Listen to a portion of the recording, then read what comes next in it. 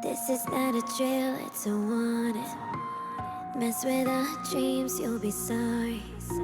Cause this has been years in the making, and we decide who takes the crown. We're fighters breaking out together, higher off the ground. We rise up singing.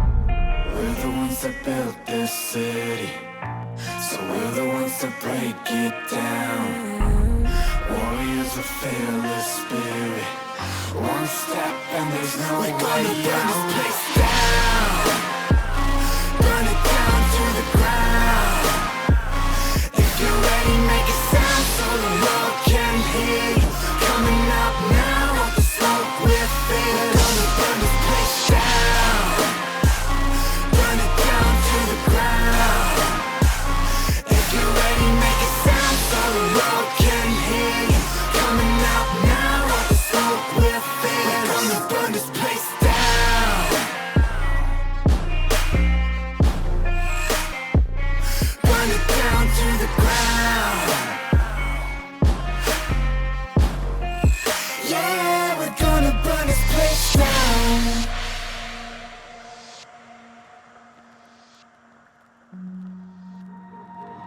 No legend, no guts, no glory. We can't die here with no stories. Leave a legacy, don't you worry. We're the ones who wear the crown. We're fighters breaking out together, higher off the ground. We rise up singing. We're the ones that built this city, so we're the ones that break it down. Warriors with fearless spirit. One step and there's no way to burn this place down. Burn it down to the ground. If you're ready, make a sound so the world can hear you. Coming up now, off the smoke we're fearless. We're gonna burn this place down. Burn it down to the ground. If you're ready, make a sound so the world can hear you. Coming up now, off the smoke we're fearless. We're gonna burn this place down.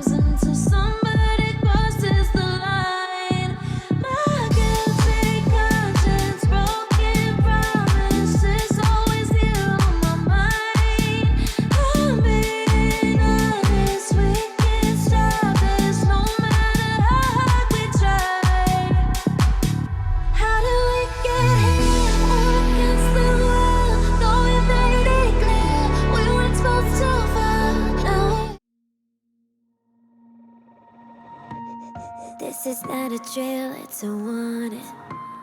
Mess with our dreams, you'll be sorry. Cause this has been years in the making, and we decide who takes the crown. We're fighters breaking out together, higher off the ground. We rise up saying, we're the ones that built this city, so we're the ones that break it down. Warriors with fearless spirit. One step and there's no way out. Burn this place down. Burn it down to the ground. If you're ready, make a sound so the world can hear you. Coming up now, off the smoke we're feeling. We're gonna burn this place down. Burn it down to the ground. If you're ready, make a sound so the world can hear you. Hello, ladies and gentlemen. My name is Army Overlord, and welcome to the matchup between TPO Meow and Eclipsing Tides. Joining me on this cast happens to be none other than. Crazy cat lady. And to be honest, Cat Lady, this is essentially your first ever cast, It and is my is. first as well. It is. I'm super excited. Army, we've been good friends for a couple years now, so I'm pretty excited to be doing this next side you. True, and I'm also pretty excited as well to get this thing underway. I think we're into the phasing of getting this drafting phase underway very shortly. But as we're getting ourselves prepared for everything else, I just want to point out that we are extremely excited to see how all of this will play out. And the one thing that we are most excited for between the two of us is, well, we're going to see some of our friends play for the first time from a casting perspective. So we're going to be a little bit on the excited side. We may show a little bit of bias, but you know what? We're going to go ahead and say that when it comes down to it, we are good casters. We're going to be solid casters, and it's going to be a Yes. good time. It is going to be a good time. While we are waiting for drafts to get going here, let's introduce our teams. Indeed, that would be the best way to get this thing underway. Entirely agree with you. On the side of Eclipsing Tides, we have ETSX, ET Spy Kid, ET Cam, Not So Dark, and Brickle L, who I will say from top to bottom in that order. X is at the top, Spy Kid in the jungle, Cam in the mid lane, Not So Dark at ADC, and the emergency support, Brickle L. Yes, and for the side of TPO Meow, we have Narva in the top lane as always, Downfall in jungle, Ezia in mid lane, Vishwa ADC, and Zushi in support roles. Now, Army, what are you expecting to see from our teams today as far as champ picks and bans? Going into this matchup, we do have a bit of a grudge match, a rematch, as you will, between these two competitors. We're expecting some good action. We're expecting some good conflict, lots of preparation and preparedness from both sides to get some good action and some good gameplay in. We're going to see a lot of conflict. We're going to see a lot of action, but most importantly, we're going to see a big focus on the objectives. I'm thinking lots of big fights are going to start happening around the Drake pits. I'm going to see a lot of opportunities on both sides looking for a lot of action, but most of the action is definitely going to come in between these two. And one thing I'm most excited for is the action between Narva and X. And the two top laners, I'm thinking there's going to be quite the slobber knocker up there. But we'll see how much violence we're going to see in this particular game, because there's no better action you're going to see here tonight than this matchup. Yeah, I'm super excited to see Narva in the top lane. He's definitely been practicing up on several different new champions. So I'm gonna be curious to see, what ETSX picks and what Narva will counter it with. Um, if so given the chance to counter it. We're going to definitely expect Narva to look for a strong top laner to go into this matchup for sure, but we're also going to be expecting a very efficient bot laning to be done as well between the siding of Not So Dark and their emergency sub Brickle L. Anyway, we're jumping into the beginning of the banning phasing, and right off the bat, Eclipsing Tide will not be able to ban the first 3 bans right off the bat. So if you see that, folks, that is because the support Brickle L from the side of Eclipsing Tides is completely unable to do any of the first 3 banning phases. This allows only troll picks, only Meow. They will be the only ones allowed to ban on the first 3 for as long as Brickle L will be playing. And that is unfortunately for Eclipsing Tides, but fortunately for TPO Meow, that is an advantage for them. So hopefully, we'll see some decent bans coming from TPO Meow on the side, so they don't having a R- stroke here. you- Ho- yes, Hopefully, on that, mind blank there. I totally have been in that situation a number of times. Don't you worry about that. It's basically one of the more common occurrences when it comes to being live on air. But don't worry, the best case circumstances come down to the efficiency of the 3 banning phases. And the one big part about banning phase is that you can determine what kind of champions you get to play going into the matchup. Narva will have the opportunity to not have to worry about any of these particular bans to be used against him. Neither will Downfall, neither will Ezya, neither will Vishwa, and not even Sushi. They all get to have the liberty of taking their best options or the comp they're ready to play going into this. It's going to be a good one. It's going to be great to see what kind of setups that Trollpix only will take advantage of this non-3 bans. But for Eclipsing Tide, they got a bit of a hill to climb here now that they've lost the opportunity to play 3 of their champions going into this. Jax, Wukong, and Jinx are now off the board for Eclipsing Tides. Their first pick is going to matter most to see how they want to begin their comp style. And the first pick is now up. We'll see what they will choose as they're currently deciphering the plan that will begin this champ select. Yeah, and I think for the first 3 bands on TPO Meow, Jax, Wukong, and Jinx, very strong characters for jungle, top lane, and ADC. I think that'll definitely work in their favor as well. Speaking of working in their favor, Eclipsing Tide has said, you know what? Let's start off strong, securing the J4 top, and Spy Kid will have his opportunity to take early domination. J4 is one of the best jungling choices going into the meta at the moment. He is the way to get on top of people really quickly, able to make some big splashes fast. And Troll And picks only immediately respond with a bot lane secure right off the bat. yeah, it looks like they're gonna pick Zaya and Emilio. Now we have seen Zushi play Emilio before, so he seems very comfortable with that champion. As far as Vishwa playing Zaya, he is also very comfortable with her. Not his main, but he is getting very good with her. So I will be interested to see on how that bot lane pulls out. Indeed. And on the response, it looks like they're already going to answer back. Eclipsing Tide securing the Seraphine could be the flex option at the moment, but I do not normally see Cam in the situation with Seraphine mid. Maybe could be the opportunity of a different situation. But for right now, Seraphine support is the most likely option. As they've seen the enemy bot side, Trollplex only have seen this and they're Oh, thinking, they're we got a looking. Rakan pulling in. So that's possibly Seraphine mid from Eclipsing Tides.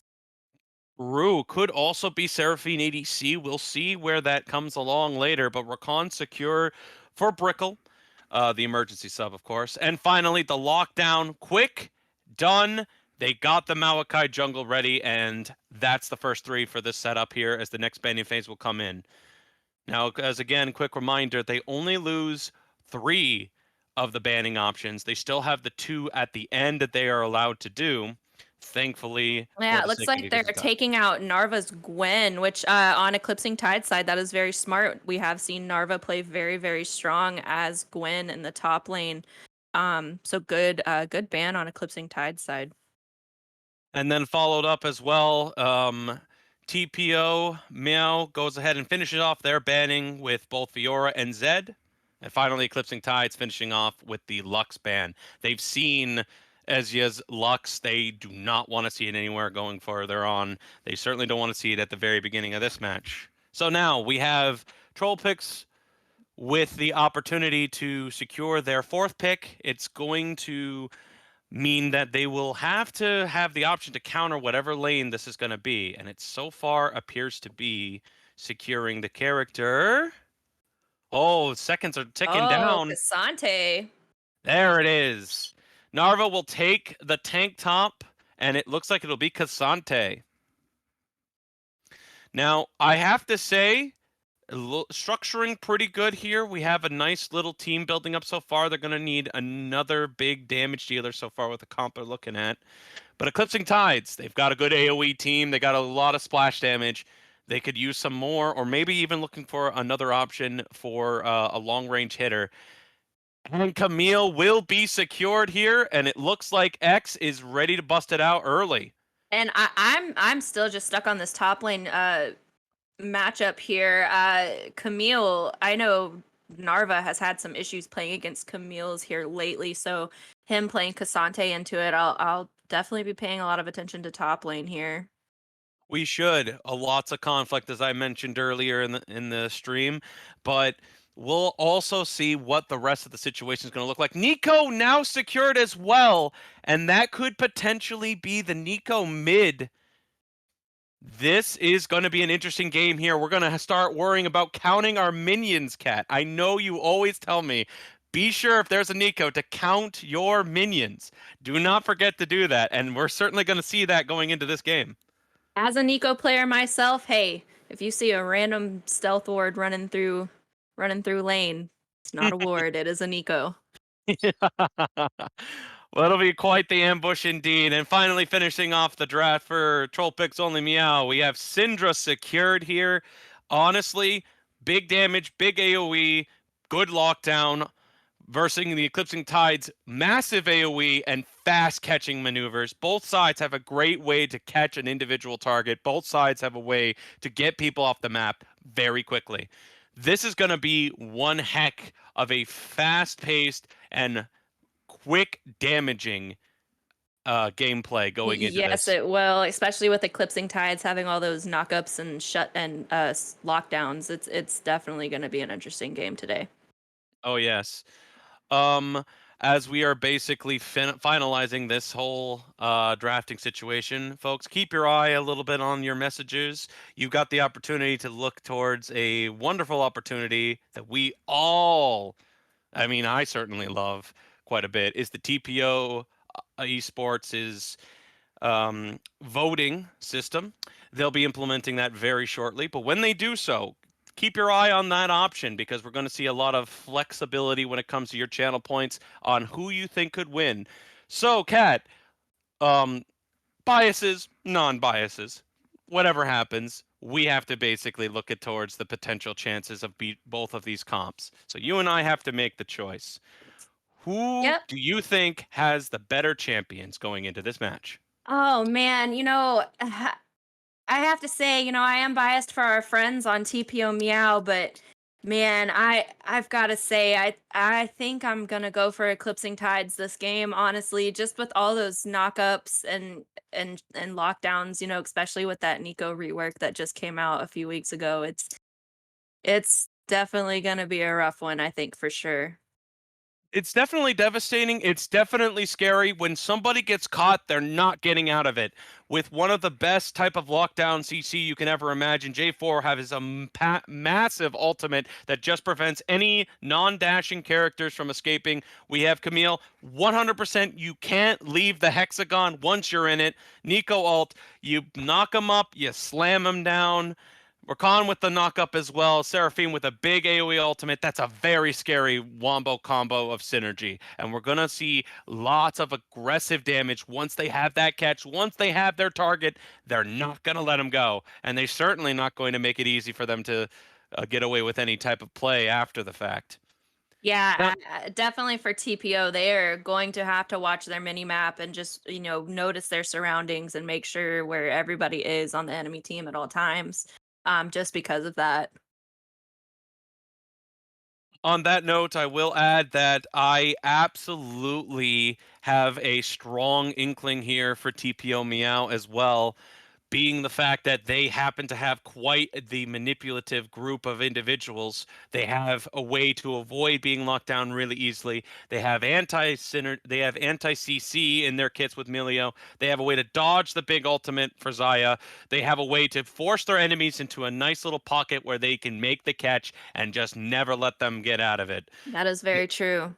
That is very So true. so as you side with the Eclipsing Tides for the AoE lockdown, I'm going to have to go with Troll Picks only Meow on this option, as I just like something about how they have that massive damage output. They have that quick damage burst. They have the way to just not let their enemies get out of this, and they have escape when they can make it happen. This should be some good rotation, some good damage, and some really, really efficient gameplay. We'll have to see when the matchup finally comes about, but we take a look at the predictions here, and it looks like a whopping 98% leaning on the side of TPO Meow. Oh my goodness, that is a massive pool of support from the following friends and family and friends. Again, there are two amount of friends. They double. Yeah, I just can't get over this. Game's gonna be wild because not only does Eclipsing Tides have all the knockups and lockdowns, we can't forget about Melio by Zushi. I mean, Melio gives increased range and shielding, and his ult gets rid of a lot of effects. So we'll have to see. We'll have to see how team fights go. Honestly, they could go either way. As mentioned before, I was expecting a lot of big fights in the jungle. I'm expecting a lot of quick engaging going on in the games. And I'm honestly expecting too much big decision making here when it comes down to it, because errors are going to be very, very huge in this, because the mistakes, the tiny misdecisions are going to add up so greatly. And when we do witness them, it's going to be even that much more dangerous. Beyond that, though, personal preferences here. I am saying that you do like certain characters in this game. I know I certainly do. Um, I think J4's engage factor is definitely going to be the big thing for me. I Definitely a big engage from Eclipsing Tides. Now we do have engage with Cassante though on TPO, so it like I said, it can go either way here. It's like I said, gonna be a good fight for the first game of the night. So you're the mostly like basically most of the time playing. Actually, I'd even dare say you play 90% of the time as a support. This is the bot lane you're looking at. You're in TPO's position here. You're Zaya, you're Melio, you're in that position. You're looking at Seraphine Rakan bot lane. What's the first thing in your mind that I'd be tells scared. you? I'd be scared. Um, because you get hit by a Seraphine ability in any matter and then get knocked up by Rakan, it's just game over for you. Indeed. And we're going to have to see if that comes to case soon. We'll be right back with the 3-minute delay. We'll see you guys very shortly.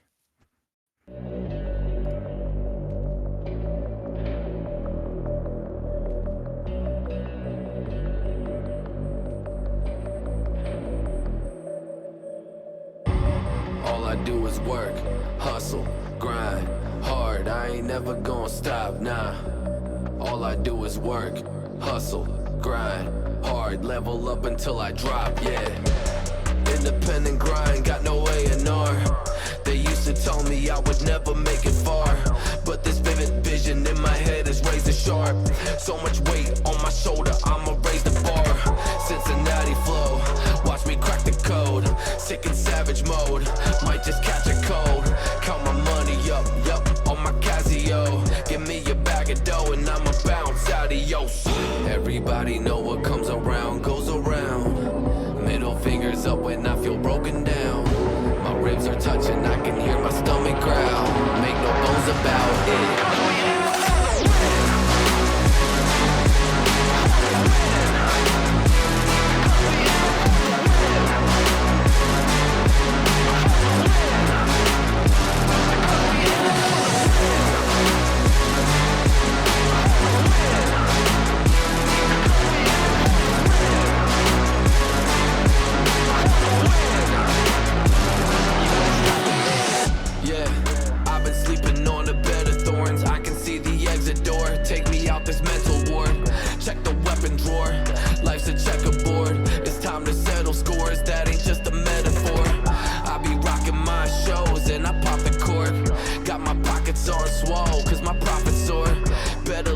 doors, cause I'm like the god of war, ripping out your rotten core. Y'all are fake across the board, ya tu sabe.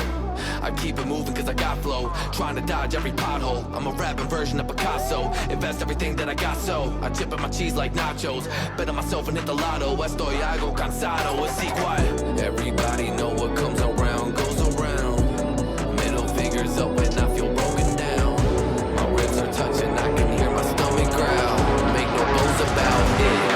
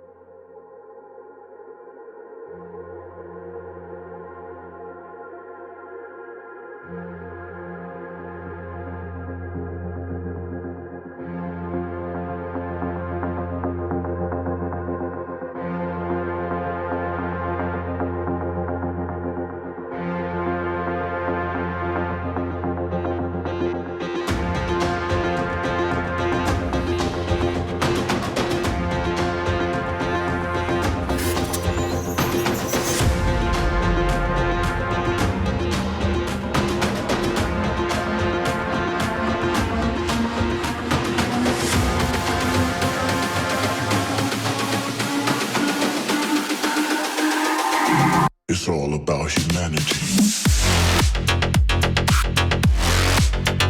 About humanity.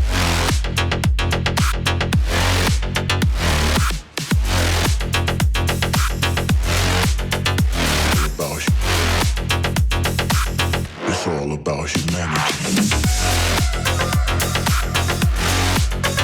About humanity.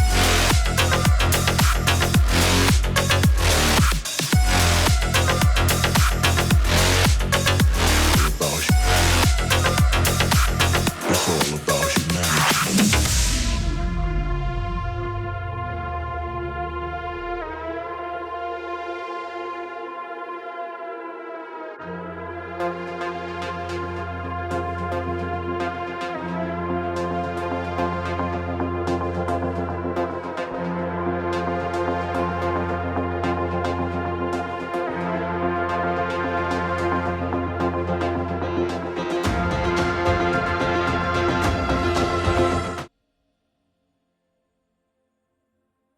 Okay, folks, we are now into the game of our matchup here. TPO is getting up the line, and it looks like Eclipsing Tides will be doing the same. With this now getting underway here, we shouldn't be expecting anything too intense, but wait a minute. TPO setting up a 3 here. It looks like Spy Kid will run right into this little trap, and a little bit of damage trading coming in. Cam's going to reach over, pick up some quick damage, and a force ward on Blue Camp has been secured by TPO early. Whoa. You was not expecting that effect. But in the meanwhile, we did see a quick opportunity for the Camille, who snuck a red ward during the whole trade-off, and now gets a nice little red ward placement. Yeah, and in the words of our very own Jim Halpert, we almost saw a flag and drag there by the Jarvan, but there was no one there to back him up, so we didn't get to see that quite yet. No, but we will. That is going to be the key theme for J4 all the time. As the whole system starts to ease down a little bit, a couple of wards dropped here. And early vision is always a great thing for both sides to accomplish. And Eclipsing Tides getting the deep ward on blue buff is... Eclipsing Tides getting a ward on red buff is always a great thing for them. But Oh, and it looks like it is a Seraphine mid on the side of Eclipsing Tides. Nope, it's Nico. Never mind. See? Gotta pay attention to Nico. indeed, Pay indeed. attention. See, as a Nico player, I don't even know what's going on. But now secured into the roles, everybody's now getting into their casual position, and trades have begun on both sides. So, the beginning phases are going to be some big trading, some some ways to get both sides to lose a little bit of mana for a little bit of health. Cam's trying to get aggressive. Ezya having very high cooldown is unable to do big trades, but Cam takes a nasty one as the electrocute will end up taking a little bit off the top. Yeah, it also looks like TPO bot side is taking a little bit of damage as well in their trades. There goes the Rakan knockup, and Melio taking some damage from the Seraphine. Aggression, aggression, aggression. Both sides want to make the impact in game one early. Both sides want to set the tone for the games that are going to be coming up ahead. And we will see much more of these combat, much more of this trading each step of the way. Meanwhile, right off the bat, we're seeing some quick damage, some quick hits coming in. And Ezya now dropping to nice and low, will step away from that. Meanwhile, Vishwa and Sushi trying to prevent themselves from dropping too low. As Dark, not so Dark, is taking advantage of these long-range pokes that Seraphine is able to use. Yes, it looks like mid lane, Nico has Syndra pushed into her tower just a bit. A little bit. Syndra trying to escape that Nico damage here. Nico starting to look for some range away as the bot lane is currently looking to get the wave to crash. Big pokes by Ezya, trying to keep the Cam off of the balance. The root does land. Oh, It's going to be some big goes damage. The to auto comes. Nico. The auto to finish it off. What an incredible job there. Ezya just stunned in that situation as the root lock was a lot longer than expected. Yeah, not much you can do for a Nico root and a Q. It's just nasty when it comes to certain things. Not to mention, whenever you get it through a minion, you extend the duration of that stun range, or shall I say root range to be more exact. Here we go, back to the normal. See it bot side. Both sides are really running low on the mana side. Not so Dark is running out of gas as Mishwa keeping the mana high, keeps the situation Looks like good. Maokai is coming in for a gank here. Let's see, can they catch this Seraphine? Yes, they can. Vishwa has gotten Not So Dark out of the lane temporarily. Indeed, and I have to say it's a clutch way to get some kills back on the board. Nothing better than having Vishwa grabbing an early kill if you're on the side of TPO. And it looks like Jarvan is also making his way bot side to see if he can catch somebody out in a return gank, but it looks like TPO is going to get out of that one. Yes, they will. So, it looks like they're going to try to take advantage of the bot lane forcing to back early, which means we're looking at the chance of a Drake take in the bot side. They're going to go ahead and do so. With the 2K drop already, Nico is going to make sure that they're...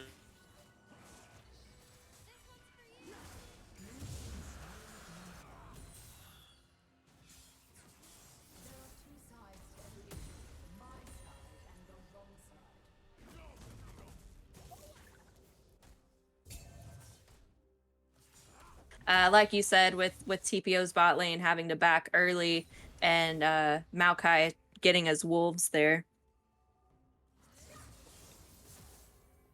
I mean, there's nothing that you can do in that spot, but early Drake is always a great thing to pick up, that's for sure. Still have a little bit of trading going on top lane with Camille and Cassante.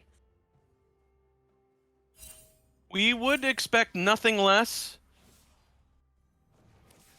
Narva as well as X are both in some good positioning for as much trade as they like. Meanwhile, Not So Dark, now already at less than half mana, is trying to continue to prevent any ward coverage from TPO. Meow. Narva getting some good poke in on X and top lane here. The Camille is able to do some long-range poke, but Cassante can do just as much of a distance when he needs to be done.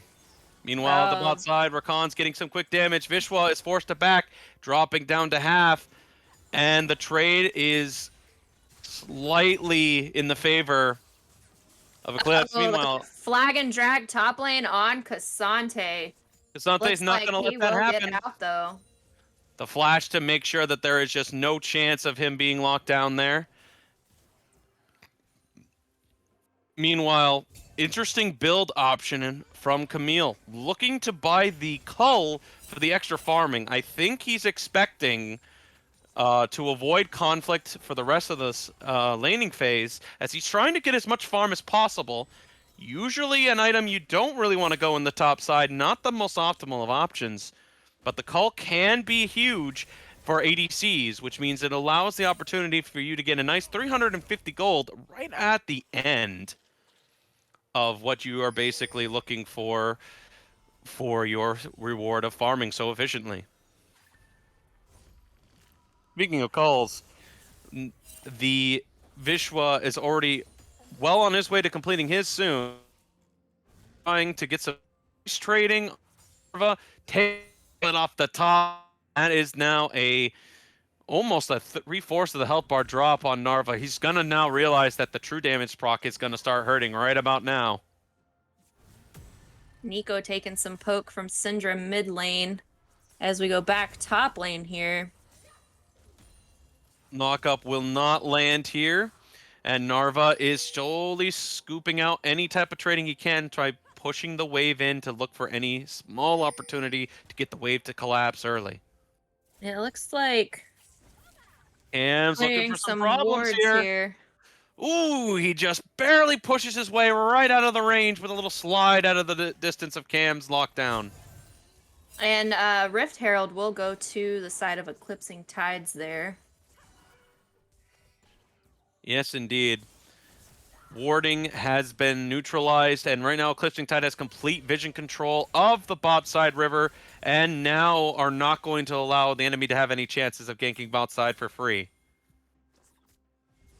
This is the ideal circumstances you want to be in for Eclipsing Tide, because now you can focus on your range difference and use the poke to keep the pressure. Oh, Maokai going in on the Nico. Can Syndra get there? Syndra's rooted. Maokai ult comes out. So does Nico. Flag and drag from the Jarvan. And Camille is now there. Oh, not looking good for TPO here. Syndra will go down. And can Maokai get out? It looks like he will. I have to say, Downfall was very surprised about that whole interaction. Meanwhile, Narva trying to make up for lost time, has his Narva passive ready. will- He needs to get the distance. Unfortunately, Camille will make the escape. Narva still has a chance to keep the pressure. He's looking for Spy Kid. The flag and drag to get out of there. And that'll be the end of that situation. Narva almost had the opportunity to look for something crazy, but Flash is now dropped, and now opportunities are now going to start opening a lot more as Eclipsing Tide managed to take a good advantage of the situation.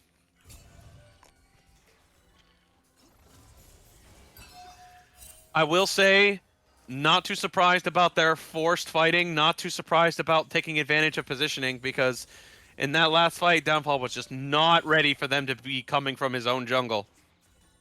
No, not at all. Looks like here we just got some casual laning play going on for the time being. Oh, Camille going in on Cassante top lane. Oh, can he get out? Right now, Yes, he will. yes, he does indeed. Yes, Narva's escape is secured. We've got some stuff happening bot lane. Looks like Maokai attempted to gank, but couldn't make it happen exactly. But now we've got Jarvan here. Rakan flash ult. Engage begins right now. Malakai's got nowhere to go. Downfall trying to buy more time for the escape for his teammates, and he will successfully manage to do so as he goes down solo in this situation. Cam secures the kill, now building up a massive Nico lead at 3 kills, and now the second Drake will be secured by Eclipsing Tide. This is the most ideal you want to be if you're Eclipsing Tide right now. You're finding opportunities to see enemies overextended. You can make that distance. You can get that lockdown. You can really pressure like crazy. As wanting to get some damage in there, as Cam is taking a ton of damage pressure. The lockdown looking pretty good. Cam's going to drop really low. Needs one more hit to get through. But and J4! the No, it's Camille! came mid lane, ulted. Saving the Nico from Syndra. Indeed, and that is just the worst case scenario you ever will see.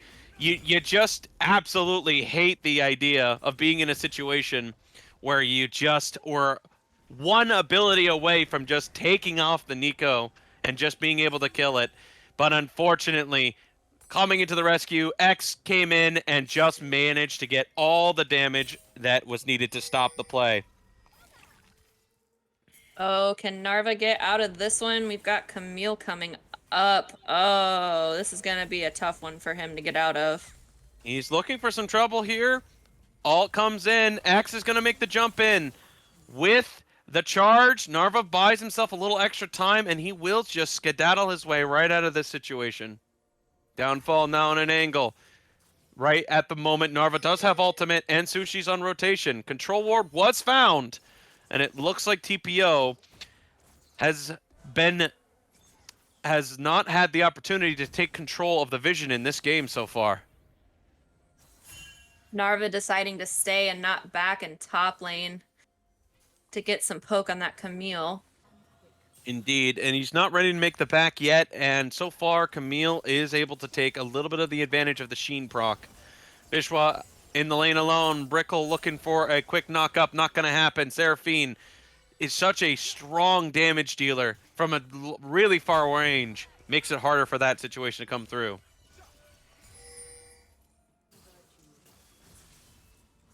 Oh, here we go, top lane. And Narva will take some poke, but make it under tower. Indeed. It does seem like that Narva's struggling a little bit, but the laning phase situation is looking relatively even. Narva's going to drop a little lower. And Ignite comes Narva will through. get taken out. Camille dive under turret just to get that last few hits on him. Indeed. Downfall is preparing for a play at bot side at the moment, and it looks like Maokai is at the moment trying to sneak his way into the proper bush for the setup on Seraphine, potentially for plays later. Never mind, the call is off. It looks like the ADC is going to take the back. Cam taking advantage of the range Nico can pull off. Ooh, going to just barely escape. Vishwa just gets out of there in the nick of time before the ability lands. Really close situation there.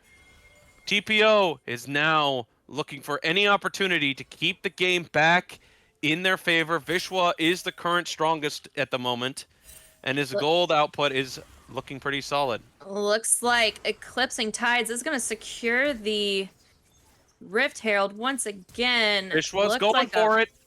He's making the pressure at bot side. The Gale Force to secure it. No escape. Not so dark. Looking a little gray at the screen at the moment. That was a bit of a stretch. I apologize. Flag and drag from Jarvan. Nico coming in behind. Maokai and Melio there by themselves. And it looks like Downfall and them will escape. Sushi, very low on mana, is just trying to stay in range to make sure Narva will escape as well. Narva does manage to get out of this.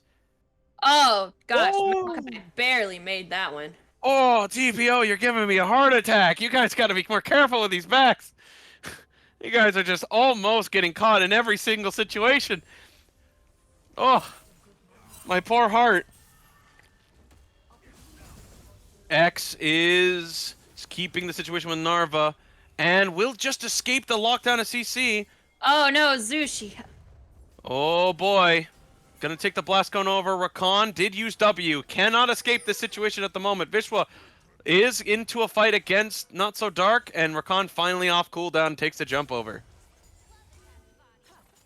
Yeah, that could have been a very bad situation for Emilio if he would have hex gated into the wrong people there. Luckily, Maokai and Zaya were there.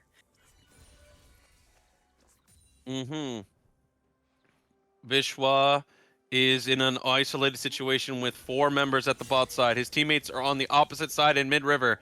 Vishwa is potentially tower diveable. Herald is going to be dropped, and it looks like they're going to try to swing this, and Eclipsing Tides are now making rotations to the Drake. Looks like there is Vishwa going to coming be from a the fight flank. here at Drag. TP dropping. This is the fight that they are looking for. Alt drop by Downfall. If they can even get one person, it looks like they will. The pushback. Cam can't get inside the range. But oh no, the AoE ultimates, the AoE damages are falling all over the map. Narva, wait. Cassante with the quick lockdown kill over the wall. And Syndra will take out Nico for the 2-3 advantage for TPO. Vishwa trying to close the wave on the collapse, but their health bars are too low to force the wave to go all the way down. And they're TP now dropped by Camille. Back. They're going to be forced to back for this before this drag here. Okay, there was no ward. I held my breath for Sushi. I thought he was going to get jumped by the Camille there on the jump through, but they did not have vision of that bush. Oh, Maokai walking right into Camille. He is by himself here. No backup. TP now dropped in for Syndra. Downfall got nowhere to go. Going to nick the flash over. Ignite does drop. Downfall will go down. And the lockdown. Camille's got nowhere to go. Vishwa takes the shutdown. That's a big one. And Vishwa's going to be looking in such a good spot going into this, as Zaya's damage is just where you want it to be in this situation. Damage. Oh no! He takes a nasty trade, and Vishwan drops to half HP from the Nico damage of Cam. Oh, it just ruined all their opportunity to apply any pressure on that Drake.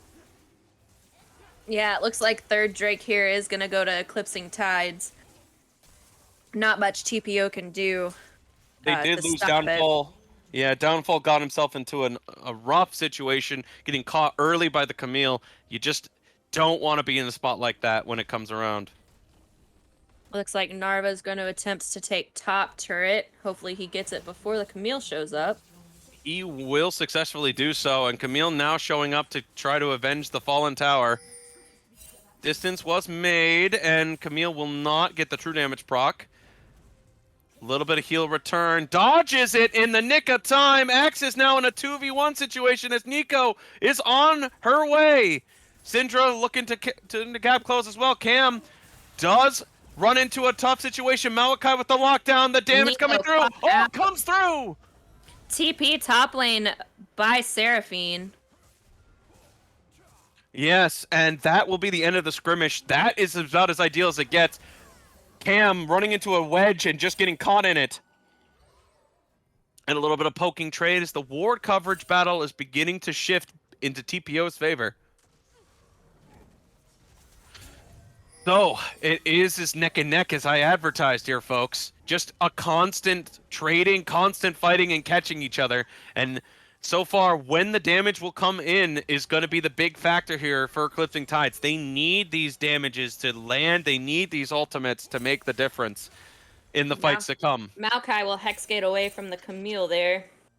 Mm-hmm. So, Kat, we are hitting the 20-minute mark here. What do you think is the best thing for both teams to be thinking about moving forward?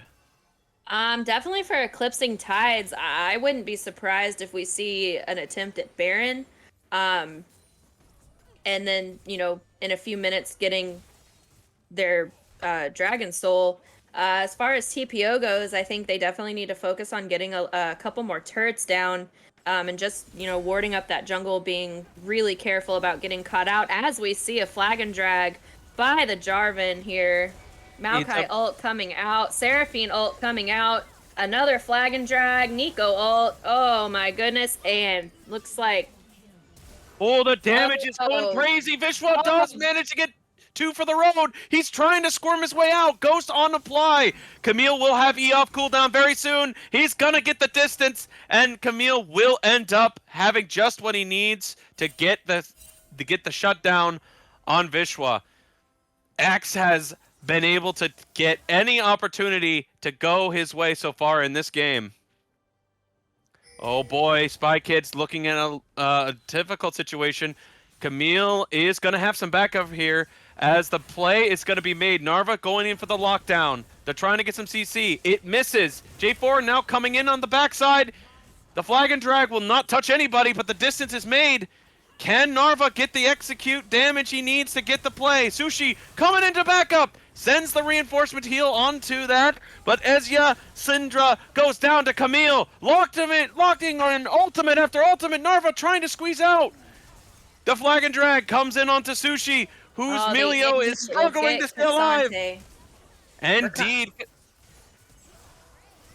Oh, sorry, I didn't realize what was happening there. Had to take a good drink of water. Spy Kid's in a little trouble, and Zaya will get the last feather proc to get into the autos to make the difference. Could this be a triple for Vishwa? This could be a big item for him once this gets killed. He's gonna have the triple. Oh, it looks like TPO is wanting to attempt Baron. With Jarvan down, they might very well get this with no issues whatsoever. This is the free time to take it. Nico on the other side of the map at the moment. The enemy is going to try to get the distance. Here we go. Camille's TP online. X is looking for one chance. Double TP drop. TPO is going to force the objective to be theirs. Sushi gets knocked up by the Baron. Cam is looking for the opportunity. Can Cam get the distance? Frost comes in. All dropped.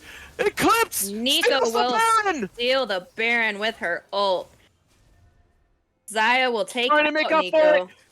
Rakan will just get the barrier and the Guardian proc to squeeze his way out of that one. And it will be a lost opportunity as TPO loses the Baron. Oh, that's just a heartbreaking situation when you see the health bar drop to so low and a Nico ultimate that steals it at the end. I can't even begin to imagine what is going on in TPO's comms right now. They gotta be trying to recover. They're trying to say, we're not out of this yet. The game is in the enemy's favor now that they got that Baron. They're going to not have the control of the objectives they once had. But Vishwa is strong. He's fed. He's got the farm. He's got the kills. This is going to be his Looks third like item he's soon. gonna get caught out here, though, unfortunately. Seraphine ult coming Flying out. off the universe, and it takes two down with it. And the double kill of both of the carries as the Drake, the fourth one, will fall to Eclipsing Tides with the Baron as well. Narva trying to see if he can get some vision. He's unable to. The lockdown comes through. Cam trying to get the damage. Narva trying to escape. Camille Cassante can't do it. Camille's true damage is too much. My goodness. It's been a non-stop slobberknocker with just so much quick opportunity to prevent objective control by the side of Eclipsing Tides. Kat, what are you seeing in these situations? You know, I'm not surprised at all from what we're seeing from Eclipsing Ties. Like I said at the beginning, man, those knockups and stuns and lockdowns are just insane from that team right now. So Vishwa has a lot of damage. He's going to press his luck here. Does Vishwa have enough to kill Camille? It's going to be close. Camille forcing already it making the in. escape. The damage is looking good. Visho will And get the Camille. Camille will not leave the sight of Vishwa, and he picks up a big shutdown along with it. I will say, lots and lots of catching, lots of errors, and a lot of quick opportunities are being taken advantage of on each side. I can't stress enough at how many opportunities have been just thrown back and forth between these teams. So far, the gold difference is starting to show thanks to the Baron earlier and the towers that they were able to secure. Eclipsing Tide now looking at a potential 3,400 lead at the current moment. No, actually looking at 4,000 as it starts to stretch even further. Math is not my strong point, Army, so I'm glad you got that one. I may be a little bit off as well. The gold changing are going off very, very quickly. But even with that, you have to look back and you have to be like, Vishwa is in the position to make the difference. True damage by Camille. You can feel it, and certainly Narva does. Can he get another proc? Oh, it's another health bar draining fast. This is one of the main reasons you just hate playing against Camille's. They just take so much of the true damage that you just can't make any protection against. It's so painful. Mid turret will be secured by TPO. Syndra pushing out bot lane. Looks like Cassante is gonna go top lane to try to catch out this Camille. Bait! No way! Cam out of nowhere! Sets up the play with the Sonias to dodge the ultimate by Syndra. Oh my! We didn't count the minions! Gotta count the minions. We didn't count them! And it looks like Camille's going to be in some trouble. Alt drop. The ult to counter. Vishwa is trying to stay out of range. Ultimate does get the land, and Vishwa will drop to half. Zaya is the only strongest member on the side of TPO. They can't afford to lose him. Wow. We didn't count the minions, and it was an incredible play by Syndra, who just tried to make the most of a difficult situation here, but Cam's damage was just too much. The big, out of nowhere, big damage. That was just brilliantly executed. Gosh, That- gotta love Nico, but gosh, you hate her at the same time. True. Oh my goodness. There's just so much chaos that can happen in a blink of an eye if you're not paying enough attention. Oh, but boy, is it fun turning into a minion and just surprising everybody on the enemy team. True. It's one of the best situations you can come across. Oh, Cam tried it again, but Ezia can push the wave back, and it revealed the Nico. This is not going to be another situation for that. Cam is trying to get some poke. Fakes and engage to get the distance back, and the Baron will be coming up in the next minute. Lock down the damage. Downfall tried to look for the distance, but with the clone, Nico will avoid another engage. Not so dark, looking for poke. And right now, Camille on the split. It's a 5v4 situation. This is a slight advantage, but it looks like Vishwa is thinking, let's get the backstep here. There's a tower at the moment, and there's a Baron coming up soon. They have to make a choice. Do they fight to try to secure the Baron, or do they attempt to deal with the split pushing Camille? I'm sure TPO can get there in time. It looks like they're Eclipsing Tides is just clearing some wards, but nope, they are going to start Baron here. TPO, it's coming in fairly quickly. Downfall wants some revenge. He lost the Baron last time. He's not going to let it go again. This is his chance to try to swing it back. It drops to 7k as Narva holds back the Camille. They both have TP if it comes down to it. Right now, Camille is trying to force it.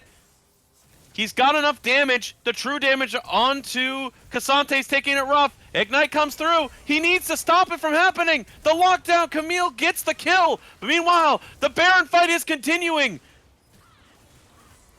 Eclipsing Tides is in a tough spot. The ultimate dropped, and Ezia will take out one. Cam will not escape Vishwa, and Zaya takes down another.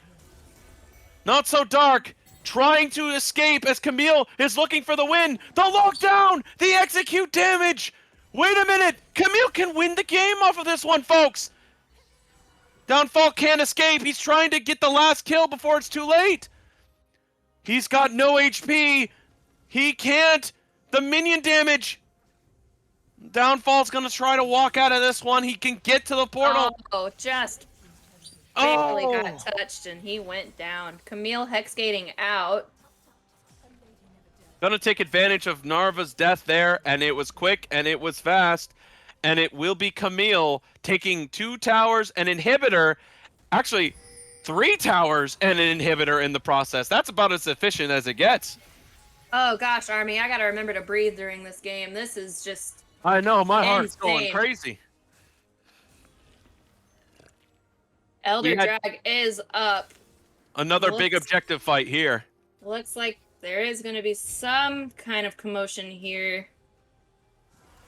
Oh, Zaya yes. is not with the TPO at the moment. Looks like A Melio lockdown, Sushi's in out. trouble. He's got to get out of this quickly. He's going to try, but he will be isolated and taken down on the play. Oh, Camille in, ulting. Takes out Syndra. The damage by Camille's true damage is too much. Cam trying to put the game on wrap. Vishwa can't get out of it. Brickle will take him down. The lockdown by J4. The AoE ultimates. Narva trying to make one last stand as Katsante is unable to do so. And it looks like the wrap-up will come in here as the TP comes through. This will be the Tides' first match and win of the series. Oh man, I can't even imagine Zaya getting taken out by her own husband. All right, folks, we're going to get you guys ready for the next game coming up. We'll be setting up and preparing for the game to go your way. Stick around. Come watch some more TPO action coming back and coming strong.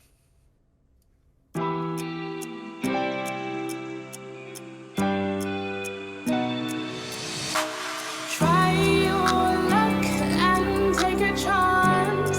Give all the risks in this moment. Take my hand, then break my heart. I'll never walk this road again. Stumbling steps grow to a dance where things change forever. There's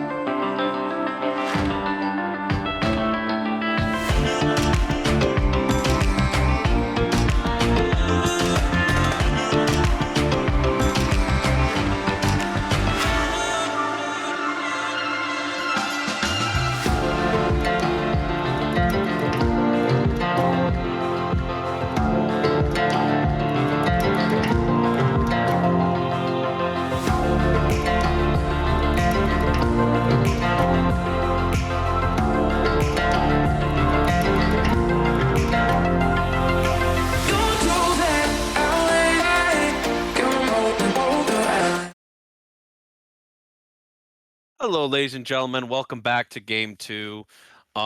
We just saw TPO on the red side at the moment, struggling to find their solution to what happened after they lost the Baron and then lost their second chance to secure the Baron.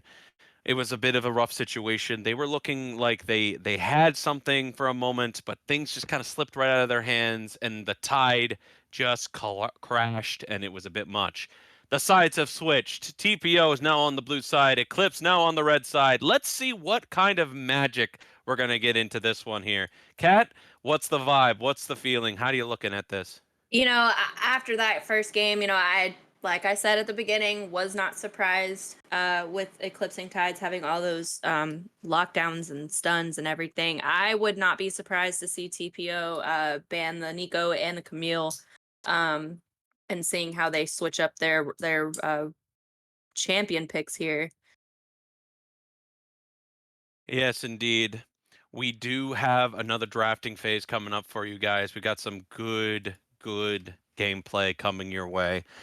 With the TPO Meow now having first pick on this side around, we're going to see a little bit more stratagem starting to come together, a little bit more playmaking starting to need to make their effects come in. And we're going to start seeing a new plan of action. I don't think anything really needs to change for the TPO side. I don't think we need to see something massive. I don't think it's going to be that big of a swing. But what I am going to start assuming is that we need to make sure, if you're on the side of TPO Meow, you need to make sure we get the execution done well. We need to make sure we get the vision control going good, and it needs to be the big factor going into the game. If they do not have control of the vision, Eclipsing Tide will come out of nowhere and just surprise. And that's exactly what we saw in game one. Hitting and hitting fast and fast at every moment. Eclipsing Tide made sure that they were always on their toes. And when they weren't, TPO was caught with their pants down. And that's just not where you want to be in any situation. And it looks like we will be getting into the draft phase here. Yes, we will. As we have established before, Brickle is still playing. Therefore, on the side of Eclipsing Tides, they will have their first three bans be completely emptied. So TPO Meow will have the option to ban the champions they don't want to see going into this game. And for the sake of what needs to be done, Eclipsing Tides absolutely, absolutely has got to be feeling pretty good about the fact that that difference between the not having their champions that they want is not that big of a gap. They can TPO feel first a little bit ban. of room. TPO first ban is in. It looks like they are going to ban the Wukong again, which is a little surprising to me after the game they just had. If I was on the side of TPO, I would be saying get that Nico and Camille out of there. I concur. They were a huge impact. They had a lot of damage, but you got to take a look at some of the statistics. We know for a fact, you and I looked up these guys a little bit on the way. Eclipsing Tide has a scary, dangerous damage dealer, and that is Jax. Jax is one of the strongest in your face damages that is a vital thing to worry about. And it looks like TPO will get rid of all three of their major woes going into this one. It looks like we're going to Lightning see fast. Vishwa on Jinx. Now, I know Lightning Vishwa fast. is very comfortable on Jinx, so I will be interested to see how he does. That's one of his favorite ADCs to play. Eclipsing Tides will lock in J4 once again for jungle. Oh, Eclipsing Tides will take Melio for support this time, putting Zushi into a weird position. Be interested to see what he picks now. I have seen Sushi play a lot of Melio, so we can honestly say that there's definitely going to be a system that he'll have to implement going into this. We'll have to see where it goes in that regard. But he decides, if you're gonna take my Melio, I'm gonna take my Thresh. And the bot lane for TPO now secured, as they know the enemy jungler has been locked and ready. Meanwhile, Maokai being reselected for Downfall. This is going to be a somewhat of a very similar game as to game one, and that's what I'm expecting. Now with Jinx on the board here, some range poke, and Nico secured as well. And they took advantage of the Nico not being banned. They're gonna take it, and Cam will have another shot at the Nico. Gosh, man, they've got to remember to count their minions. Shoot, Army, we need to remember to count our minions because she snuck up on us a couple of times there too. Yeah, even in this draft, even in the champion select, it snuck up. It was just that I could have sworn it might have just been my eyes betraying me here. Could have sworn that was a brand. I was wrong. I was very wrong. On that note, the final two bans for Eclipsing Tide being Gwen and Lux. Again, the repeat bans. And finally, finishing off the ban choices, Ashe and now Fiora. And Eclipsing Tides will now have the fourth pick, and it will be securing the Lucian. So I know why this is the case. It used to be Lucian and Nami. They had a good synergy with each other, but Lucian's passive works very well with Milio, as they have an incredible way to make a way to get Lucian's passive to proc very fast and very quickly with the auto attack passive. Milio is one of the better options for that one. So boom, boom, we have what we believe to be their bot lane strength. Meanwhile, Ari now secured, and we'll see Ezya now with the opportunity to bust out the Ari in this game. Going to be really good. Nika won't be able to get some good distance. This time around, we'll be able to escape the J4 ultimates, and we'll be able to get some good damage output going into this. I'm expecting some big damages. I'm expecting some big plays. And once again, Narva is saying, bring out the Camille again. I dare you. I'm picking Cassante again. Let's do this. I think that's the statement I'm hearing. I might be wrong, but I think that's what I'm hearing. And they will pick the Camille again. Yes. Now, we saw the matchup before. We know how this went down. And with this being the case, folks, you have your opportunity once again to look at the predictions into this one. Our streamer is on standby with that option for you. Take a look at what you guys are believing to be the winning team into this one. Eclipsing Tide at the 1 win so far. TPO looking to try to make this a 3-game total. We could be seeing some good gameplay going into this one. Keep your eyes peeled, ladies and gentlemen. This is going to be a fun match to keep your eyes on your screen and your predictions on your mind. And also, you get channel points to also put your predictions in, too. You know, Army, I have to say, I think I'm going to go with TPO this time. As far as their champ picks, TPO's bot lane is a very strong bot lane with Vishwa on Jinx and Zushi on Thresh. I'll also be interested to see Ezya's Ari in the mid lane, and just how she gets out of certain situations with the Nico and the J4.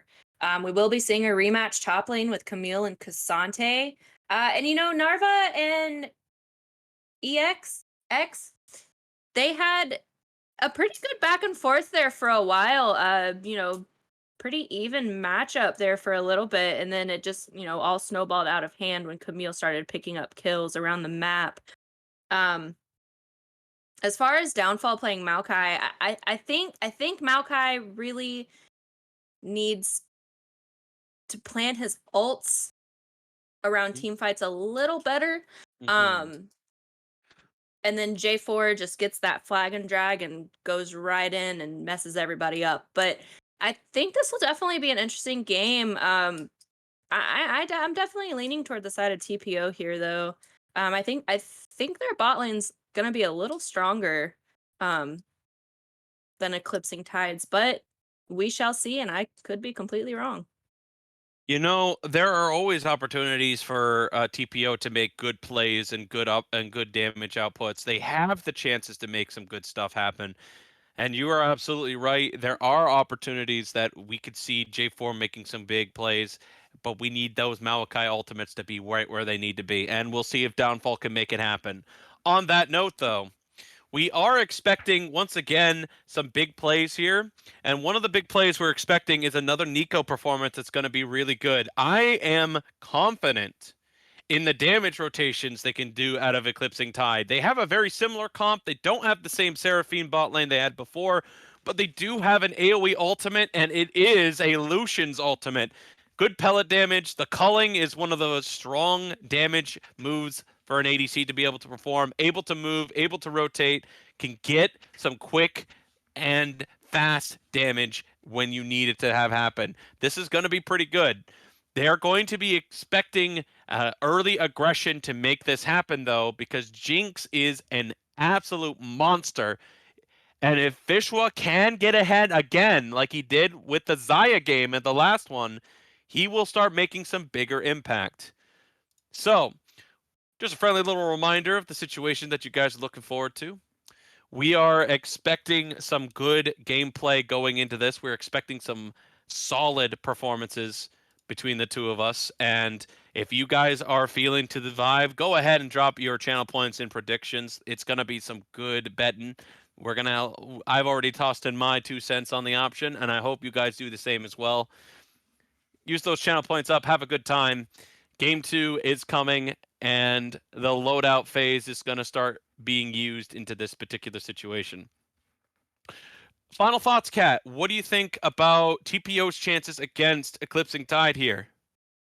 I think TPO is definitely going to have to watch out for that Camille and Nico again. That was Eclipsing Tide's like major thing in the last game, so I think they're definitely going to have to watch out for that. They will have to keep their eyes peeled and their warding good.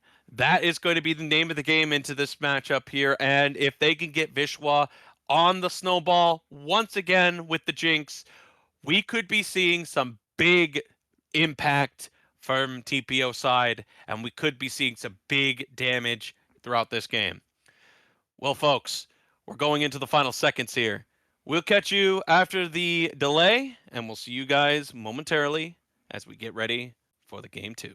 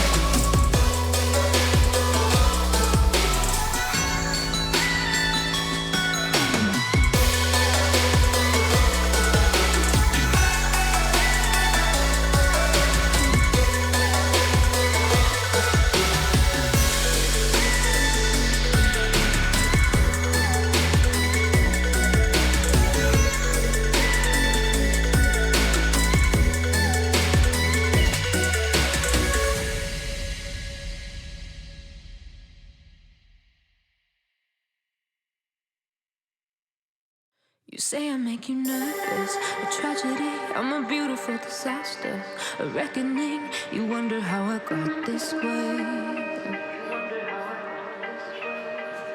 You think I'm someone to be saved, someone to clean up and tame. Oh, some things never change, never change. Oh. You think I would look pretty on your arm once you cover up my bruises and battle scars, but it always ends the same. Can't bear the things I've had to face. Got you crying on your knees in pain. Oh, some things never change, never change. Oh, you will break your back to make me feel again. Suffocate to make me breathe again. Lose your mind from endless pain. Hello, ladies and gentlemen. We are into game 2 here, and this is the type of game you really got to be a big fan for TPO right here, right now. They have got to pull something to force the game 3 to happen. But for the Tides, the Eclipsing Tides want to keep that momentum, push the wave over these guys. And once again, another 3-man push in, and it looks like they're going to try to go ahead and force another ward here. Cam's going to get a nice little free hit, and that'll be some damage for Cam. Meanwhile, Camille sneaking in and trying to get a blue ward here. Going to be spotted out as Ezya's going for a light little trade, and that will be where they will lose the opportunity to get rid of that blue trinket ward there in that situation. Meanwhile, Definitely feel like TPO being a lot more aggressive in their early game here so yeah, far. absolutely. Meanwhile, taking advantage of that too, the enemy has managed to get wards on both the red buff and blue buff, and it looks like Eclipsing Tides will take advantage of the enemy's complete control over the buffs going into this. Vision is a great thing to have, and they certainly took advantage of both of them both times. And there's the Nico. It was, of course, the mid laner. We weren't going to fall for it this time around, but still. It's definitely not a Lucian mid. Indeed. I haven't seen that in quite a while. It used to be one of the things that was very commonplace in Season 12. But not anymore. Doesn't have the same ring to it after the changes to his character. Now it kind of requires a barrier to do the same thing.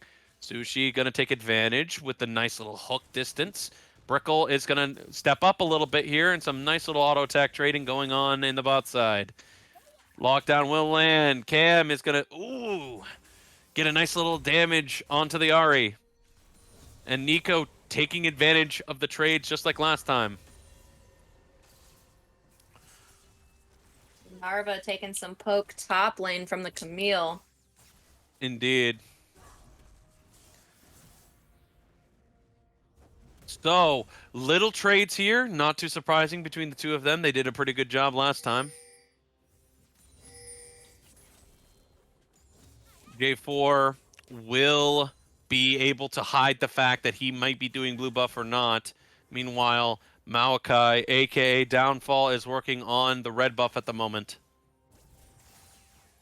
This game is beginning to start showing some tempo. Lock down the CCs on both sides will land. Cam will win the trade against Ezya, and Ahri is at half HP, while Nico is just keeping the mana high just enough to be able to keep the farm going.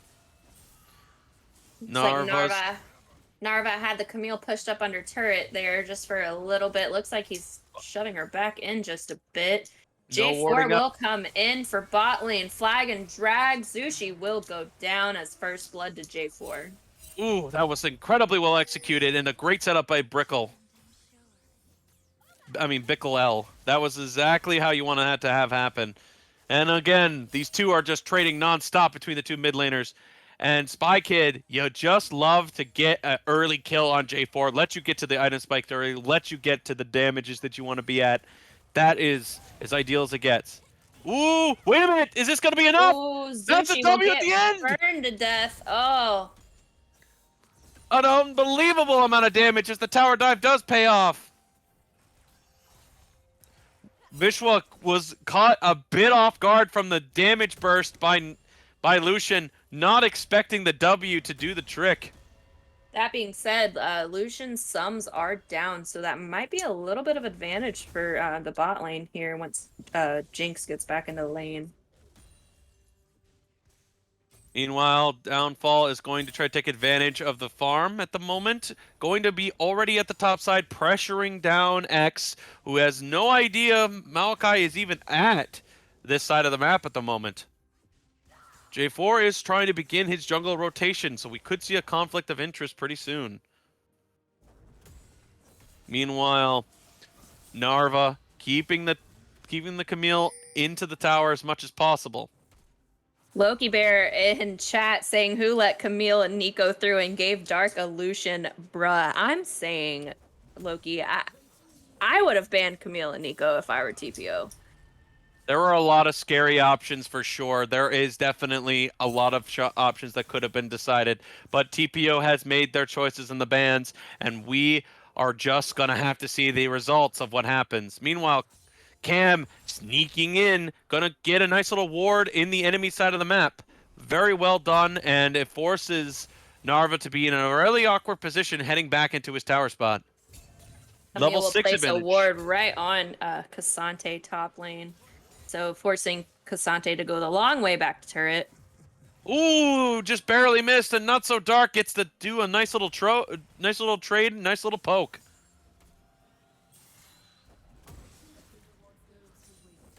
The trades between the top laners is Narva's forced to deal with the situation under tower.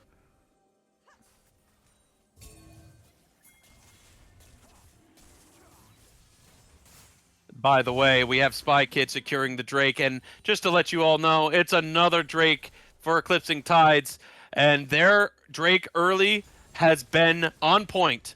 You can't ask for better Drake positioning and better Drake control in this game. Cam trying to take advantage of the mana difference. The damage is becoming auto attacks at this point between the two as they're waiting for the cooldowns. Cam takes a nasty trade, and Nico could look for an ambush here. Flash is up. Ari needs to be a little bit lower for the play. Ooh, this could be it. Cam's looking for it. Oh, swing and a miss. And we will not see a big play happening yet.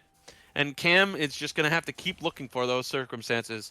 And the Ari keeping the poke distance, and it looks like Nico will begin to back.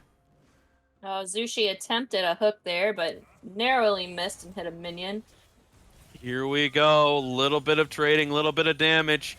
Root will connect. Bickle is... Bick-L. Yeah, Bick-L. Sorry. Is currently able to take advantage of the situation at the moment. Sushi's walking up for the play. Downfall looking for the backline. Sushi gets bursted! Spy Kid ends up being taking down the enemy Thresh. And it looks like, wait a minute, Root will connect here. The flash to avoid the lockdown, and Vishwa will have no other option but to go back to farming under tower at the moment. Spy Kid looking like the impact into this game as his J4 in both game 1 is starting to show a repeat performance. Meanwhile, Not So Dark is going to try to trade on Vishwa here as he hides in the bush. Going to force the wave to collapse here. And that will be the end of the bot laning phase for the time being, as both sides will be looking to back very soon. Oh, here we go mid lane. Can Cam get Ari? Indeed. It looks like Nico's trades. Electrocute was procced. Root will not connect. The dodging between both sides are starting to play its factor. The Ari is continuing the... auto. Interesting trades. Ezya's got no retreat path. Going to use the ultimate to make the distance. Root will not connect. Cam's got one last shot at this. And it looks like the cooldown by Ari's coming up. Cam takes another trade. They're fighting in the river path. Oh, Charm lands. Coming down. Damage is looking good. Cam's got nowhere to go. Ult will drop the flash distance. Cam! Goodness. They're both so low. Ultimate to get the drop, and Narva continues the fight. Bot lane coming in as well. Thresh is now in the fight, and it is a big 3v3 situation. Jinx ultimate dropped. It is Narva in the middle of it, trying to make something happen, but he gets bursted and ignited at the end. Sushi trying to stop this from being a complete wipe. And Downfall has nowhere to go and will get killed. And And that'll be Herald for Eclipsing Tides. that fight just kept dragging and dragging and dragging, but Eclipsing Tide's numbers and better health and better damage just came in clutch for them in that situation.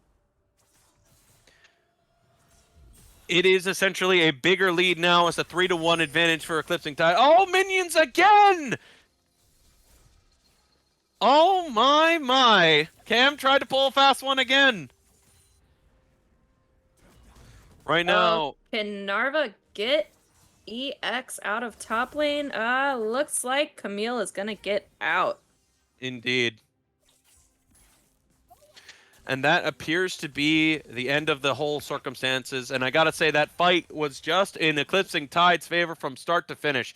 And you gotta wonder, how is that possible? Well, their opponents had a higher item going into this. They had a J4 who was already off of his back rotation with the big damage already coming in from his Iron Spike whip. And that allowed the damage numbers to be in the favor of Eclipsing Tide from start to finish of that fight. A couple of them had a level advantage as well in Indeed. that last fight as well. You gotta love when you have advantages like that. And it's just even better when you have a Nico, because you can just manipulate the enemy to focus on the clone during the fights, or even better, use it to avoid fighting for the time period. And Cam got to live a little longer than anticipated, and so did Ari because of what happened.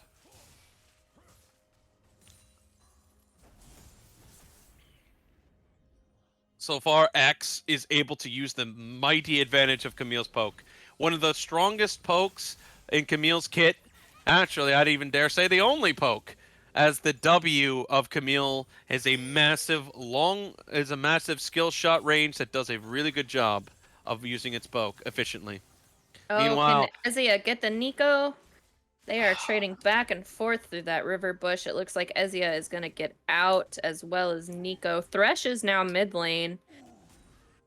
See if they can pull something on the Nico, but Milio is there too, clearing wards. yes, and we could be seeing some action soon. Downfall's looking for something. Cam's trying to split up the difference. A little bit of lockdown route. Alt will be used to avoid being locked down again. Cam trying to squeeze out, but Ari with the ignite comes through. And the damage is at the end of it. Spy Kid trying to make up. Ultimate dropped. And this is a 2v3 situation. Sushi trying to get the angle. Does land the flay. J4 re-engaging. Camille coming in as well. Here. Ultimate dropped. Can't leave. Ari. Jinx ult coming in, making contact with J4, but not much to come out of it. Oh, Lucian gonna take advantage of the jungler being in an awkward spot. There's the Gale Force, and Not So Dark picks up a quick kill on the enemy jungler. Meanwhile, Sushi's still a little overextended. Will avoid danger as well, and the Drake number 2 for Eclipsing Tide has begun. I have to say, there's just a lot of extracurricular fighting going on, and they just don't have the resources to pull it off. Meanwhile, Narva is staying in the mid area just in case anything else is to occur. Vishwa is about to be tower dived. Cam will take the tower. Vishwa trying a last-ditch effort, and will it be enough? Oh no! It's one tick of health away! Cam survives it. I have to laugh at Eve's comment in chat here. He says, Army commentating is also the same guy that complains about ADC item changes while being a tank player. True! I have made those complaints. On that note, though, Harold will biases take out aside, bot side tower of TPO. so far Narva is in the range for the poke. He takes another true damage proc.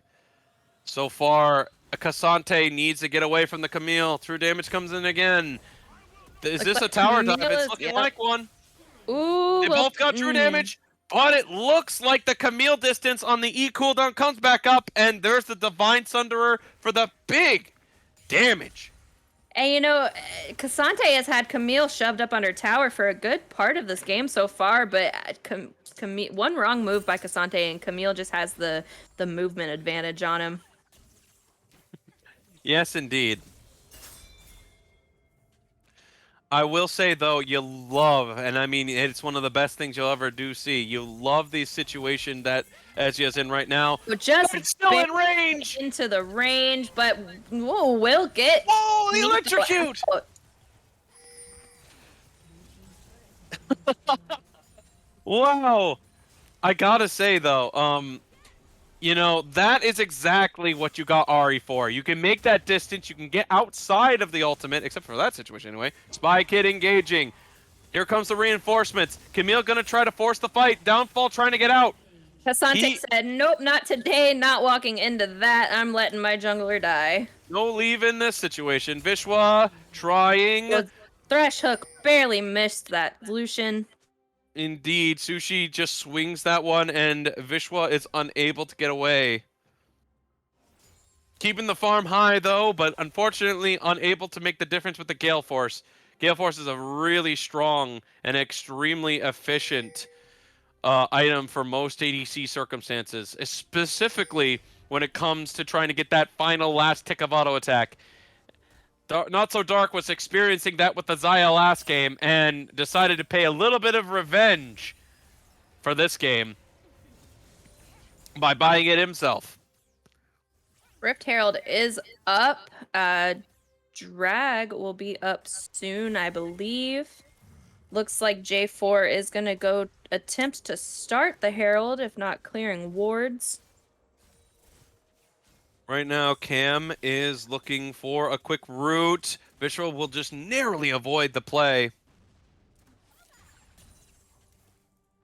It's going to be a nice little wave clear. Vishwa's going to have to deal with Nico a little bit longer. Spy Kid clearing out some vision as the Herald is being taken. No attempt is going to be made, and Herald will be secured. The first objective control TPO has managed to do, and they will take it, and they look to be positioning to use this soon. Vishwa is still dealing with the enemy mid laner at the moment. We'll see how... He's got to be paying close attention to this one. He's counting his minions for sure.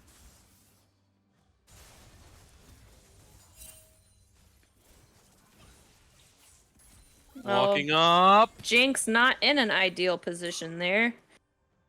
Will Nico get caught out here? We have Maokai and Thresh coming around. Maokai will get rooted. Lucian's all dropped. Here comes the reinforcements. Camille's kind of cut off the bot lane. There are only tanks in that situation. That's the most ideal you're going to get for X. He's going to go right for it. No escape. Gonna lock him down with 2 ultimates. Downfall somehow squeezing his way out. The flash to dodge the Camille engage. Camille can't leave. The auto. This is what Vishwa's been waiting for. Jinx does get excited for Camille kills. Indeed, and that's exactly what Vishwa has been waiting for this whole game. Oh boy, that is just a sight to behold as a TPO fan. You're like, Vishwa is getting it. He's gonna get a kill. He's gonna get fed. It's gonna happen. This is that moment that everybody's been waiting for. Speaking of moments to wait for, Eclipse attempting for the 3rd Drake, and it looks like their opponents are not going to be anywhere near it. The rocket does shoot. It will not get the damage in to do what needs to be done, and that will be Eclipsing's 3rd Drake secure. Infernal being the one is very tricky. Cassante now dealing with Nico top lane. Honestly, I'm not sure how Cassante and Nico will go up against each other, but we shall find out soon. Indeed. I have to say I'm expecting Narva not to look for too many engages and just constantly shove in. Oh boy, it looks like it's going to be a bait and switch here as J4... Oh, never mind. A 3rd switch as Nico will be switching back into... Cam will switch back into Nico again at the top side. Oh, he just dashed into her root. It happens in Not those much damage circumstances. will come of course. through. Oh, looks like Cam's Nico got to will get out of this. Nowhere to run. Thresh Right now, missed, hit a minion, but it looks like Nico is going to get taken out.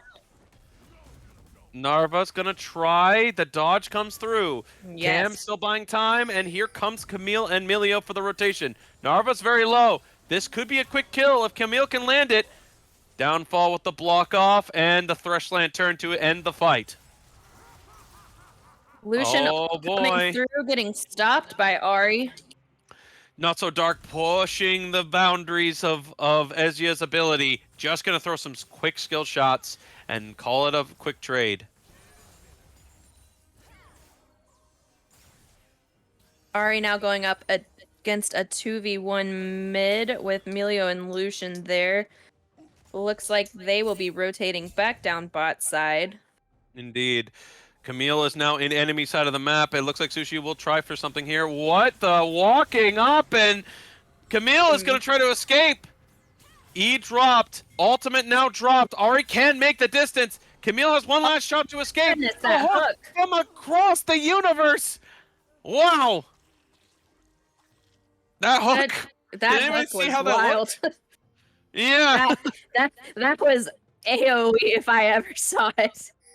Wow, that was quite a reach, but Sushi certainly made the distance.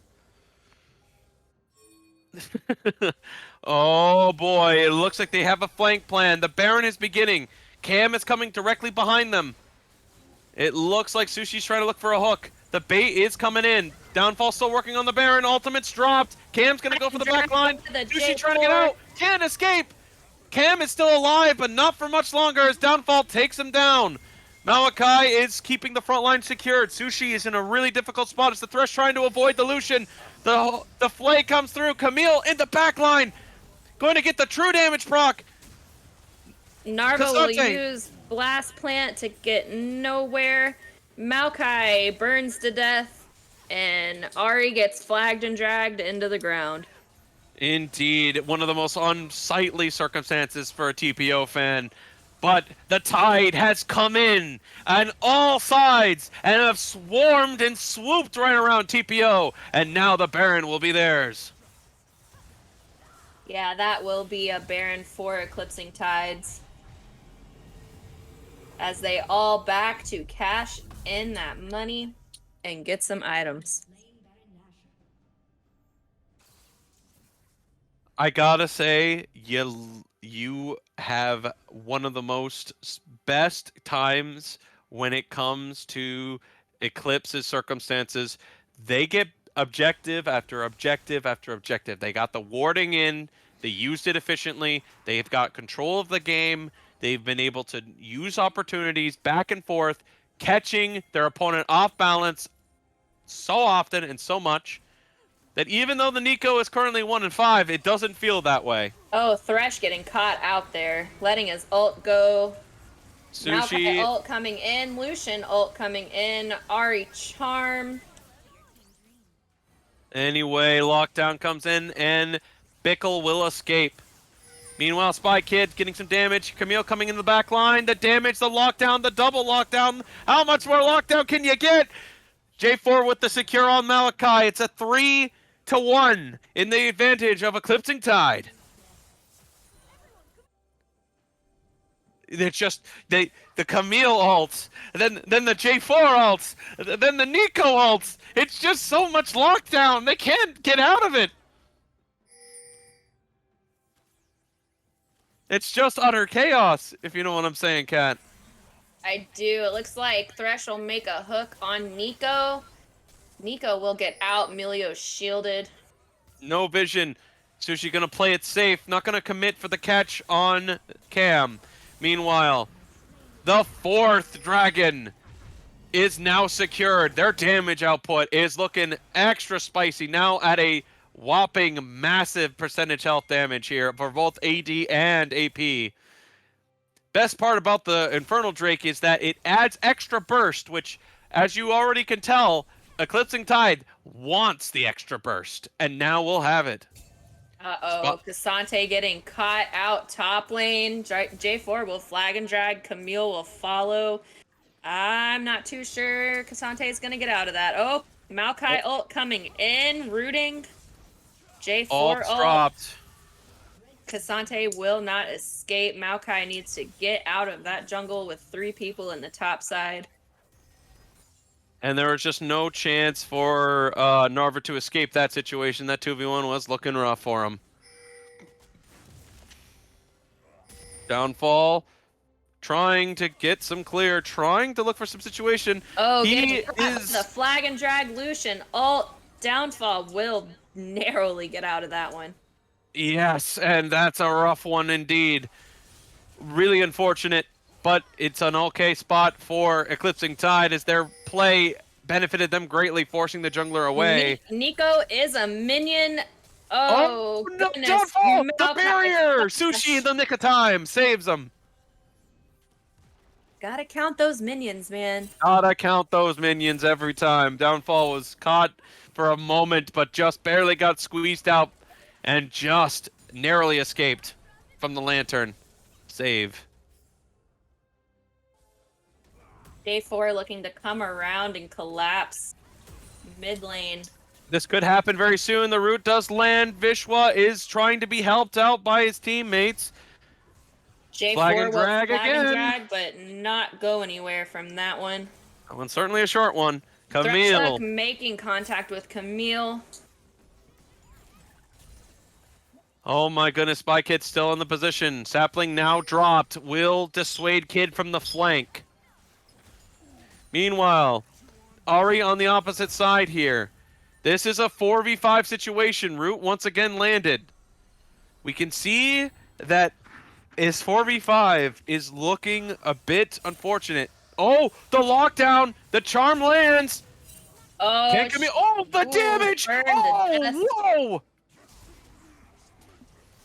J4 getting thresh hooked. Yeah, flags and drags out. Jane's ult Indeed. will go through, not make contact with anyone. Lucian gonna secure the tower real quick with the minions. It does fall. Narva taking another true damage proc. Meanwhile, in the mid side, another fight. Vishwa's gonna try to take advantage of the low health. Can J4 can't escape? Vishwa's grabbing kills. He can't get the spot, and a flash now by Downfall to stop the pellets of Lucian's culling. And Camille meanwhile, will take top side turret after she took out Cassante. That Camille damage is just nasty. This is why I'm not a top laner. I know, but you want to find the best case scenarios in any situation, and Vishwa getting the farm into his character to keep up is obviously a good one. Not So Dark has been looking at every opportunity to take advantage of any slight oversteps, and he's been spawning out a lot of opportunities this game to do so. 7 kills on the board for Not So Dark. This Lucian is just able to take advantage of so many great things, and you gotta wonder, was this essentially up for discussion for TPO to get rid of that character? Because my goodness, this is just a absolute devastation of damage going on in this The game. Lucian is 7-0 with 234 farm right now. Full Gale Force and Navori Quick Blades, man. He's just a monster now. Camille now splitting on the bot side. This is a repeat of what we just witnessed earlier. It is a split Camille at bot side, and let's fight for the Baron objective. This could be it. Ward now dropped. Thresh drops the hook. They have no way to defend themselves at the moment. Spy Kid prowling, keeping the eyes up, looking for even the slightest overstep. Meanwhile, Ward will now be taken down. Sushi throws hook. Melio is now caught. Emilio charm will lands. go down. Catch is looking Cassante good. fighting Camille bot side. Oh my gosh. Half health Cassante from Camille. Indeed. As you're trying to force a play. Lucian's autos comes through! Gets the kill! Meanwhile, Camille now working on the tower. Gonna re-engage. Narva can't do anything about it. Vishwa is retreating with all of his might to keep himself standing. Meanwhile, Downfall will have no other choice but to let the Thresh die as well. The shove-in coming in. X going in onto Narva here. The poke, the CC lock, the tower advantage. It's a 3v1, but they're all so low here. X is going to back off and wait for the teammates to come in with a big wave.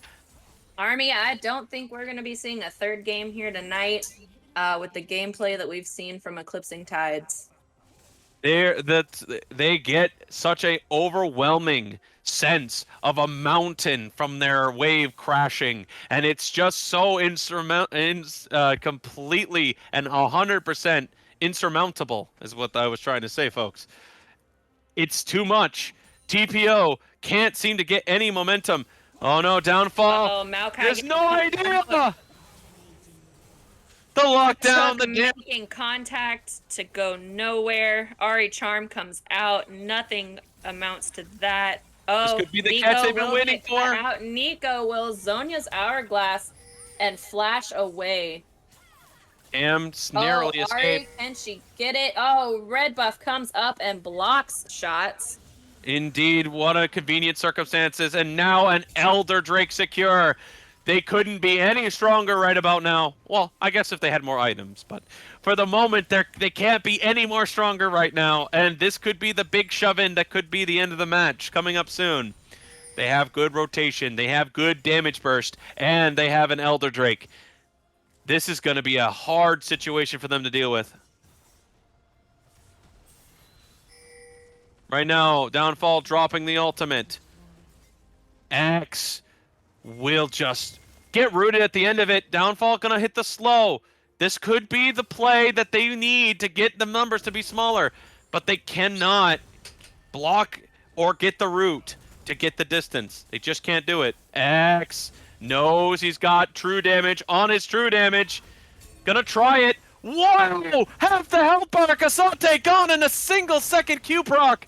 Oh, but can Root Vishwa lands. back him up? Oh, Vishwa shuts down. That's a big shutdown. Can Vishwa get some more? Baron is now being taken and secured. Their little extracurricular activity will not be what gives them the big swing, but they did take advantage of Tide's separation there. And this is a couple of kills once again over to Vishwa, which is a huge thing for their situation. They are having to back. They do have supers in the base. I know, and I gotta say, TPO is just looking at every worst case scenario right now. They are currently looking for even the slightest window of opportunity. Even the tiniest overstep is what they need to try to find something to break the advantage that the Tides have at the moment. Meanwhile, Kat, we've all been here. It's 12-27. They have a 13K lead into a 14 soon lead. What are the thoughts? What are you feeling? What do you think can be done here? Well, personally, I probably would have already FF'd at this point. But, but you know, both teams have been playing very, very well. You know, issues on both sides, of course. You know, nobody's perfect, but it's the Nico and the Camille, man. I just can't get over that they let that through. True, and they're certainly going to feel the pain of it. 18th level on the Camille. This is the strongest Camille needs to be at the moment. Just really strong, able to get the cull earlier for the ridiculous amount of gold advantage. The inhibitor now taken. All three inhibitors are now down. The minions, the siege minions are going to be doubling, and the damages is going to be hurting even more. They're looking for an overstep. This is the time to look for any type of farming you can get as TPO. Cam is on the position. Ward drop, charm land. This could be the final play of the game. Oh, so close. Oh, so close. Cam will escape. Camille hovering, looking down at the bot side for anything. Sushi going to take a nasty amount of damage from the culling. It's the engage time. Tides forcibly put under tower. The Lucian goes down first. Ultimate's dropped. Nowhere to go. The lockdowns. So clutch. Narva trying to stay alive for the team. Ezia trying to retreat. Vishwa has dropped. The bot lane is down. Towers are falling fast. And that will be the second game as Eclipsing Tide wins it 2-0 against Troll Picks Only Meow. Man, EX being a menace on Camille. Cam, the same on Nico. TPO just had no chance. They let that through. And that is just a ridiculous amount of burst damage and a ridiculous amount of DPS in this game. Well, I gotta say it was an incredible performance, both by each team side. They shake hands, do some good thank yous in chat. Love you guys so much for watching this stream from start to finish. This is Army Overlord here, and Crazy cat lady. we're signing off for you. Thank you so much for letting us on. Um, TPO Esports, we thank you so much for giving us the opportunity, and we can't wait to see you guys. If you guys happen to want us to come back, just give them a little bit of bugging in the chat because we would love to get another shot at this at some point in the future. Thank you very much. We'll see you guys later. Good night, everybody.